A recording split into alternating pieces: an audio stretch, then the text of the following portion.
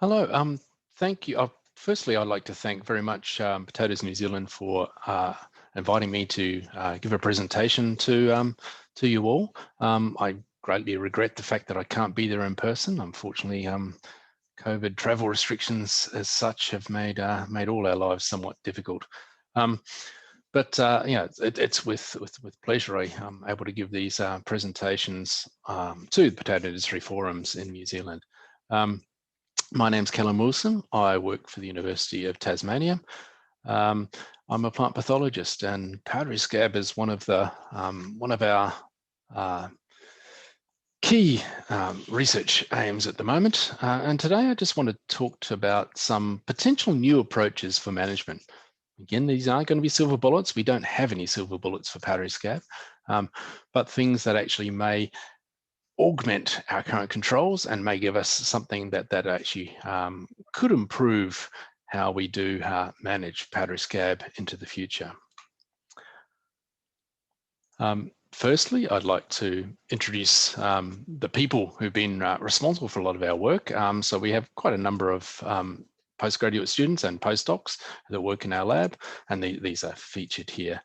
I should note that the work presenting today, some of that has been supported from external funding. So Horde Innovation Australia, Australian Research Council, and indeed the University of Tasmania with some scholarships have actually helped support some of the work we're doing.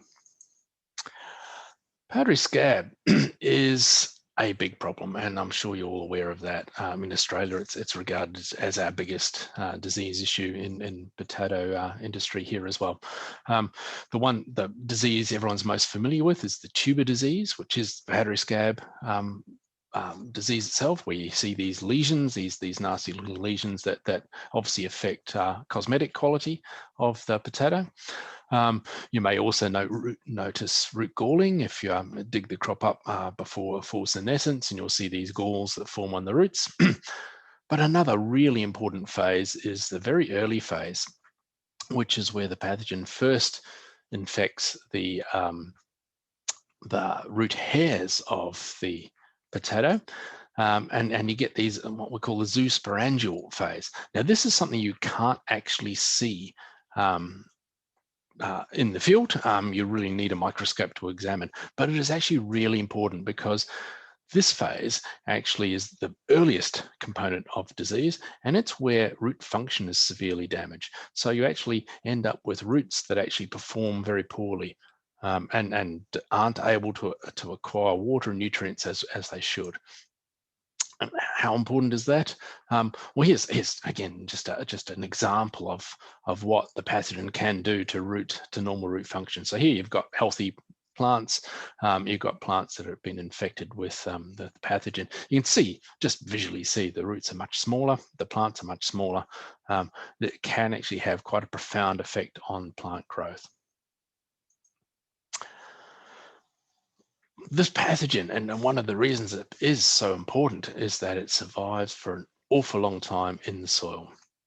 It produces these really robust resting spores, and that image down the bottom there really shows what these things look like. They can sit in the soil for decades in a dormant state and just sit and wait for potatoes to be planted. Where do they come from? They come from the tuber lesions themselves, so they'll fall out of the tuber lesions. They'll also come out of those root galls. So the root galls, when the roots decay, they'll release these resting spores into the soil too. Both of those end up contaminating the soil after a potato crop, and it can remain contaminated for a long period of time. And then after the next rotation, you plant potatoes and you can have a problem. How does it work? Well, you've got the essential processes. These resting spores sit there and wait in the soil, but in the presence of potato, they'll germinate. Generally likes soil moisture and relatively cool conditions. They'll germinate and they'll release these short-lived motile spores. So you have got these resting spores. They'll release another type of spore. These are motile spores, and these are actually called zoospores, and they'll swim towards the root. And they swim towards the root. They'll bind to the root. they'll infect the root, and then you get that zoosporangial infection phase. Then it produces a lot more zoospores, and then they'll be released and reinfect again, and you'll get this cyclic infection. So you'll end up building up huge amounts of the pathogen in the root system. Eventually, you'll get root galling in the roots, and finally, you'll also get tuber disease. So when the young tubers are forming, the zoospores will actually infect the developing tubers. You'll get these initially blister-like lesions that will eventually burst and get your typical powdery scab type symptoms. Again, there's a cool temperatures required. There appears to be a window for infection. What I mean by that is it's usually the younger tubers that are more susceptible to infection than more mature tubers. So that's how it works. What can we do about it? One phase that's really important, one of the pathogen's weaknesses, is this motile phase, this motile spore. So the resting spore, we know, are very tough. They survive for decades. The motile spore is actually quite short-lived. It'll only live for hours or maybe a day or two maximum. Once it reaches the root and infects, and you start getting this cyclic infection, at that stage it's almost too late. There's very little we can do to actually prevent disease developing at that point. So really, it's all about trying to target that germination to infection phase. So what else do we know about it? The host and the pathogen. So our potato and our pathogen have conversations. So they talk to one another chemically. And this is why the pathogen is actually quite so clever. So the pathogen sits there and waits in the soil, and it doesn't want to release these motile spores in absence of the plant, because otherwise they swim around and they die because they're only short-lived.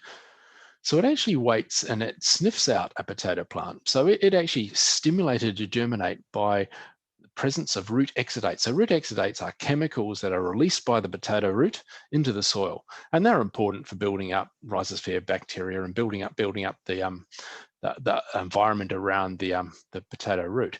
But the pathogen smells those, and it uses that signal to wake up, to actually germinate, and then release these short-lived zoospores. Not only that, the zoospores are then attracted to the roots by these same root exudates, and they can actually follow the gradient. So there's a more concentrated root exudates around the roots, and it diffuses through the soil, and so it obviously dilutes as it goes further out through the soil.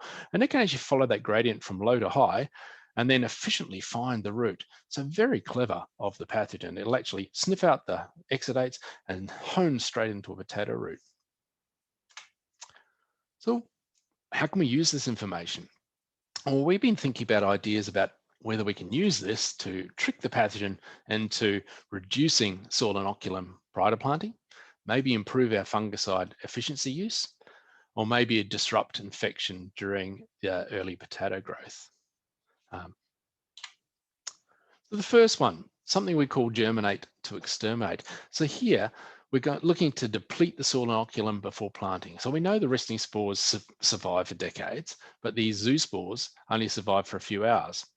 So this is your typical situation. You've got your potato releasing root exudates, it wakes up, produces zoospores, the zoospores find the roots, and infection occurs. If we use these same stimulants in absence of potato, however, we'll encourage the resting spores to germinate. They'll release these zoospores, but then they'll swim around the soil and there's no potato to infect. So after a day or so, they will die. And as such, we'll start to crash down the soil inoculum. So the more resting spores we can germinate, the more we will deplete the soil inoculum. So this is a potential approach to ameliorate soil that's contaminated with the pathogen and actually reduce it over time so that it actually becomes low inoculum level, and we can plant potatoes quite successfully in that soil again.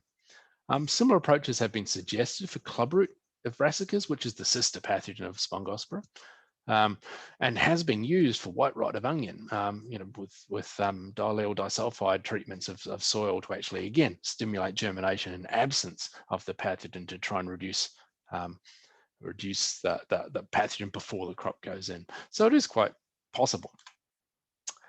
It's all about timing though. It's really critical that you're thinking about this approach well in advance of potatoes. It's no point thinking, oh, I want to deplete my soil inoculum, I'm about to plant my potatoes in a month's time. It's too late. You need to be thinking months and months in advance, perhaps even years in advance, to actually give it time to actually decrease inoculum in that soil. Does it work? Well, we've done some preliminary work and have got some quite positive results. So here's just a little study where we used a known stimulant. We had soils that were highly contaminated with Spongospora, with the pathogen, and we added these stimulants. We continually added these stimulants over a period of time, and you can see how we greatly crashed the population numbers in those soils to much lower numbers just by adding these stimulants. So pre and post treatment. The other thing these stimulants can do, and we're sort of keen to also look at is obviously they're not, we can integrate these with fungicide use. So the tested fungicides we use at the moment generally only kill that motile spore because they're very labile, they're very easy to kill. The resting spores are very tough. We've actually had samples of our resting spores sitting in tubes with fungicide for a year, wash off the fungicide and they still can germinate. So they're very tough. So part of our thinking is, if the fungicides work best against the motile zoospores, if we add stimulants to the fungicides, we might be able to make them a little better too by actually encouraging greater release of the more sensitive phase of the pathogen, and then dealing with its more efficient killing of the pathogen in that way too. So improving our fungicide efficiency. We've done these plot trials, so taking it outside and actually using it into a system where you get a little bit better plant growth, where we've applied the stimulants and fungicides either once or 4 times over a 12-month period before planting with a really susceptible variety and seeing what happens. So again, cut things short, most of the treatments showed quite promise. The stimulants by themselves, again, if we look at the zoosporangial root infection graph down the bottom there, you'll see the stimulants actually have crashed the pathogen levels and crashed the disease levels quite markedly. So you've ended up with much less of that really critical zoosporangial infection. The fungicides have done okay, but you add the stimulant to the fungicides and you get a much better result of reducing that infection rate. Similar sort of things are seen with root galls, and tuber powdery scab, now a very susceptible variety, so it tend to get pretty nasty disease anyway. But we were getting some really good control where we had those mixtures of fungicides and stimulants getting really reducing disease levels. So again, that looks quite promising. So the stimulants applied on their own or stimulants with fungicides can actually appears to have the capacity to help reduce disease in a subsequent crop, as long as you get them on early enough and put them on sufficient and frequently enough. The other aspect we're kind of keen to look at is what happens when you're about to plant potatoes. Is there anything else we can do to upset that whole chemical talk between pathogen and host? So again, we've got our system here where we've got our potatoes releasing out root exudates, and the zoospores have been released and they can follow the trail back to the root. What if we fill the soil environment with decoy compounds? We know what the attractive compounds are now. If we fill the soil with decoy compounds, such as this, will that then confound the signals and upset our poor little zoospore so he doesn't know where to find a root? So instead of swimming down the gradient towards a root, he now swims towards one of these decoy lumps of material we put into the soil, and you get reduced root infection as a result, because we've confounded that whole chemical ecology, that whole chemical signaling process in the root system. So it's analogous, I guess, to pheromone trappings in orchards, where you, instead of the codling moth finding its female, it goes and finds a sticky trap and binds to that instead, because it sniffed out the wrong target. We have got some preliminary data with this diffuse to confuse concept that does suggest it might work as well. So again, something we're very keen to have a look at. So these are all still quite early days. Taking this to the field, what do we need to know? Well, we still really, we got some ideas now about some of the materials that might be useful, but we really don't know yet what will be the effective rates, how frequently we need to apply them, and indeed when's the best time to apply them. If we're talking about multiple treatments, we need to look at costs versus benefits. Some of these materials are fairly cheap, but you know, there's still application costs. How do we best treat the whole soil profile? And again, looking at things like adjuvants that can maybe move the material through the whole soil profile. Perhaps looking at formulations too. Is it better to have a material that's a slow release, and so therefore it'll actually have a longer acting process through time? And again, how best to interact that with production practices. You know, when can you integrate it when you are going to be going over the field doing a tillage operation or putting in a cover crop or something? What else can we do with this chemical signaling? Variety selection is actually interesting. When we start to look at some of the resistant versus naturally susceptible varieties, we do discover that actually their root exudate profiles vary. And the resistant ones don't produce as much of these key stimulants like glutamine than the susceptible ones. So that actually could be a really interesting marker for selecting varieties that are going to be more resistant to Spongospora. The other thing we've been sort of playing with, which is kind of fun and could be quite interesting too, is looking at the Rhizosphere bacteria that surround the roots, naturally surround the roots, and seeing whether we can select bacteria that actually eat those exudates, eat those key exudates, and don't make them available for the pathogen, so reduce them in the environment. So we've got a student who's doing some of this work, and she's found bacteria that are very capable of degrading glutamine particularly, and getting rid of it out of the root Rhizosphere zone, or even the surrounding soil. They colonize potato roots really, really well, and they digest glutamine. The other interesting thing is they seem to promote potato growth.